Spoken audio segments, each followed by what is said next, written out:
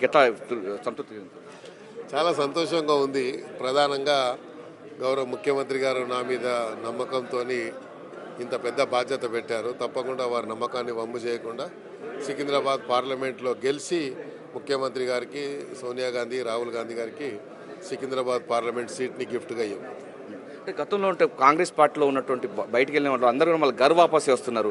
మొత్తం అట్మాస్ఫియర్ ఎట్లా ఉంది సార్ కాంగ్రెస్ పార్టీ కానీ, లేకుంటే తెలంగాణ రాష్ట్రంలో ఇప్పుడు 6 గ్యారంటీ స్కీమ్స్ కూడా అమలవుతున్నాయి కదా? ఇప్పుడు మీరు చూసినట్టయితే గతంలో కూడా నేను పిసిసి మన కార్యవర్గ అధ్యక్షుడిగా, గ్రేటర్ హైదరాబాద్ అధ్యక్షుడిగా, హైదరాబాద్ సిటీలో గ్రేటర్ హైదరాబాద్లో 24 అసెంబ్లీ నియోజకవర్గాల్లో చాలా పెద్ద ఎత్తున క్యాడర్ని ఆ రోజు నేను ప్రోత్సహించి క్యాడర్ని అందరూ కూడా మరి ఏకతాటిపైకి తీసుకొచ్చినటువంటి సందర్భాలు ఎన్నో ఉన్నాయి.